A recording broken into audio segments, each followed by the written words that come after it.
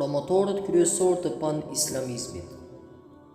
Dy promotorët kryesor të pan-islamizmit janë Xhemaluddin Afganiu 1839-1897 dhe Muhammed Abduhu 1849-1905. Afganiu është figura më e njohur e gjysmës së dytë të shekullit 19. Intelektual që foli shumë, që udhëtoi shumë në Iran, Indi, Turqi, Hijaz, Egjipt, Francë, Angli, Rusi e vende tjera. Ishte orator i jashtëzakonshëm me synim që të unifikojë muslimanët kundër kolonializimit evropian. Ishte protagonist dhe i unifikimit ndër muslimanë.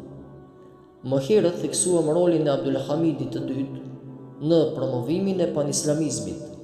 Ai u mundua të gjejë forma veprimi që shkonin në dobi të muslimanëve.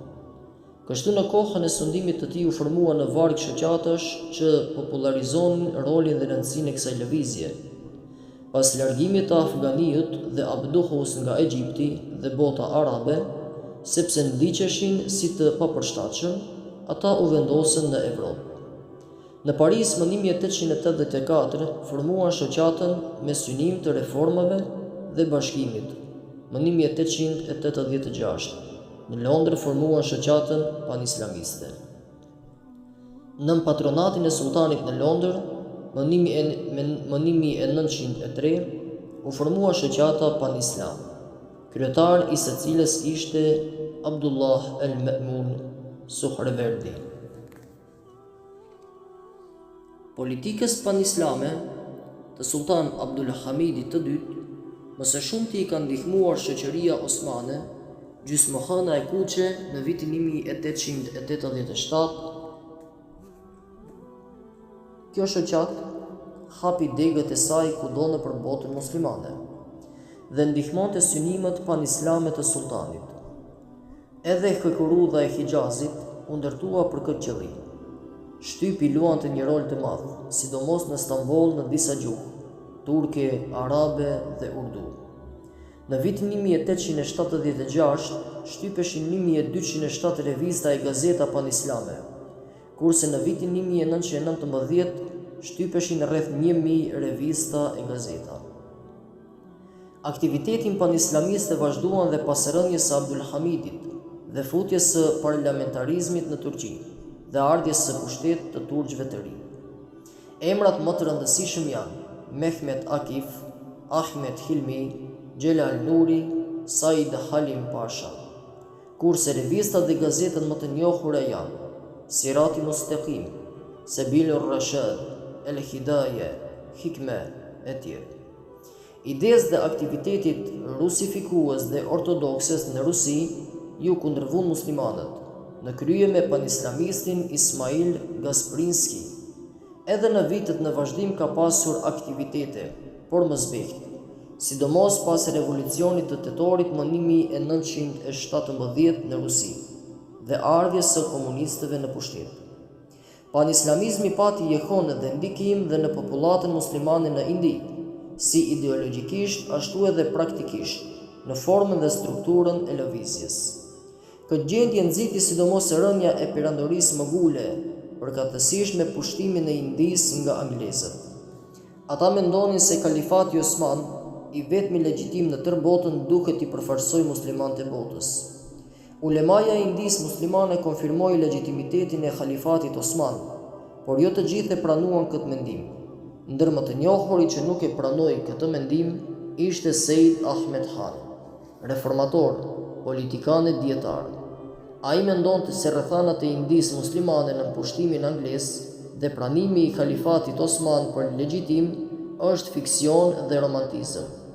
Megjithatë, disa gazeta e revista promovuan panislamizmin, si El Hilal urdu, Zemindar urdu, Komrade anglisht, Hamdard urdu e tjerë. Figurat më të njohura panislamiste në Indi janë Ebul Kalem Azad, Muhammed Ali, Shefket Ali. Ligjërimi me frymë panislamiste për dekadencën e botës muslimane. Shumë autorë kanë dhënë mendimet e tyre rreth ngecjes së muslimanëve. Ndër ata që thellësisht e kanë studiuar këtë çështje është edhe Emir Shekib Arslan, autori i njohur nga Libani, sidomos i librit të tij të vogël, por të vlefshëm me titull "Përse muslimanët kanë ngecur kurse të tjerët kanë përparuar". Ky autor pohon se Islami unifikoi arabët, ju dha forcë të gjithë popujve që e përvetësuan. Gjithashtu pohon se muslimanët duhet hulumtuar shkaqet për arsye të cilave ata përparuan dhe ekzistojnë ato shkaqe ende të muslimanët, kurse ata po ngecin mbrapa, ose ato shkaqe janë zhdukur kurse muslimanët nga gjendja e dikurshme kanë vetëm emrin. Ai mendon se disa shkaqe në mënyrë vendimtare kanë ndikuar që muslimanët të ngecin.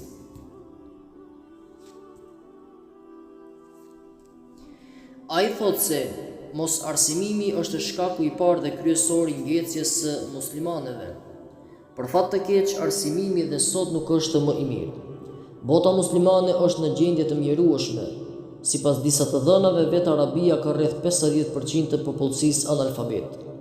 Shkaku i dytë i ngecjes është prishja morale, e cila nënkupton mungesën e virtyteve që kërkon Kurani dhe hadithet dhe formën totalitare të qeverisjes. Mungesa e vetmohimit apo mungesa e sakrifikimit numërohet ndër shkaqe të tjera. Shekib Arslani e ironizon këtë gjendje duke shkruar: popujt islam dëshirojnë të ruajnë pavarësinë e vet pa kurrfarë sakrifice. Muslimanët kanë hirdhur dhe braktisur çdo gjë, ose shumicën e asaj që ka urdhëruar Kurani, dhe janë bazuar vetëm në faktin se do ta meritojnë ndihmën e Zotit vetëm se janë muslimanë, duke mos shpenzuar pasurinë dhe duke mos e falur jetën. Autori përmend dhe frikën dhe poltronerin në mesin e muslimanëve, duke shtuar se më shumë luftojnë europianët në territoret e tyre sesa muslimanët për ruajtjen apo arritjen e lirisë. Ai shton dhe konservatorizmin fanatik si një prej shkaqeve të ngecjes, duke shtuar se Islamin e kanë shkatërruar të pafetë dhe konservatorët. Një autor anonim në veprën Panislamizmi dhe Pandurcizmi thekson se ngecja e muslimanëve është për shkak të disa përfundimeve. Disa qarqe ngecjes së shoqërisë muslimane fajin ja lënë alfabetit, kështu që ndërmorën masat përkatëse për të ndërruar alfabetin, grafemat. Për shembull, Japonia dhe Turqia në fund të shekullit 19 ishin shtete mjaft të ngjashme. Të dyja kanë qenë perandori të vjetra, me fizionomi vetjake dhe me vendin e tyre në histori. Në këtë kohë të dyja kishin pak a shumë një shkallë të zhvillimit dhe me një të ardhme pothuajse të barabartë. Mirë po derisa turqit e rinj refuzuan traditën dhe huazuan modernizimin evropian, japonezët u njepsuan traditat dhe progresin. Derisa turqit e menjanuan alfabetin e vet, edhe pse ishte shumë i thjeshtë dhe ndër më të përhapurit në botë, japonezët e ruajtën alfabetin e vet shumë të komplikuar, që përveç 46 shenjave përmbante edhe 880 ideograme kineze. Si rezultat kemi Japoninë pa alfabete, kurse Turqinë ataturkiane me 50% popullsisë analfabet.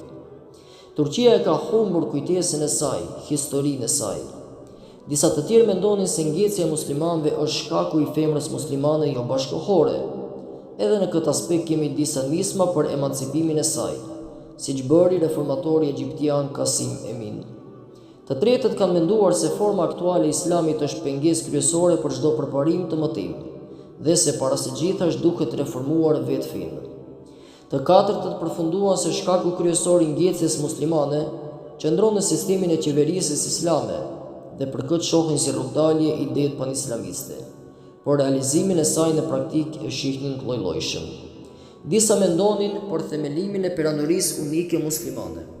Disa mendonin se duhet formuar katedratën musliman për t'ju kundërvënë Evropës. Kurse grupin më të madh e përbënin ata që mendonin se së ndërtimin e vllazërisë islame, duke ka përcyer pengesat ndërmjet sunitëve dhe shiitëve dhe duke u përgjigjur kolonializimit evropian. Autori tjetër Azam Zade Refikbek gjithashtu përmend një varg shkaqesh për ngecjen e muslimanëve. Ai mendon se kryqëzatët kanë lënë pasojat pariparueshme, duke i coptuar vendet muslimane dhe duke i shndërruar në krahinë të varura. Faktor tjetër e thekson pushtimin e vendit nga tatarët në shekullin e 13. por si shkak kryesor e thekson mënyrën absolutiste të qeverisjes dhe përqarjet e sunduesve musliman. Përfundim. Përkundër ngrohtjeve dhe rënieve të muslimanëve gjatë historisë, vllazëria islame ka qenë dhe është e pranishme në shumë rrafshe, fetare, politike, ekonomike dhe sociale. Rënia e muslimanëve në gjendjen e mbrojtjes nën presionin e kolonializmit evropian i detyroi muslimanët të mendojnë për veten, të gjurmojnë për shkaqet e ngritjes, uljes, fitoreve dhe humjeve. Kjo tendencë solli deri te shfaqja e shumë rrymave, lëvizjeve, grupeve dhe individëve të ndryshëm. Ndër grupet më të fuqishme në gjetjen e alternativave të përgjigjeve për gjendjen aktuale të muslimanëve është edhe lëvizja pan-islamiste. Kjo lëvizje u formua si rezultat i shumë faktorëve, por kryesor është dobësimi i perandorisë osmane. Rrudhja e kufive të saj, brenga e perandorisë osmane për muslimanët jashtë kufive të saj, pastaj ndikimet të jashtme ushtarake politike, por edhe kulturore, qytetërimore dhe gjetja e rrugëve më të mira për t'u përgjigjur nevojave të kohës të gjithë llojeve. Duke analizuar gjendjen e ngecjes dhe dobësisë, dietarët dhe analistët e ndryshëm mendojnë se shkaqet e kësaj gjendje janë disa, por më të shprehura janë analfabetalizmi i muslimanëve, degenerimi moral, mungesa e vetmohimit dhe sakrificës, shpjegimi i shterb dhe i ngurtë i islamit, mënyra e qeverisjes etj. Në këtë frym duhet shikuar edhe shfaqjen e lëvizjeve të ndryshme dhe doktrinën e tyre.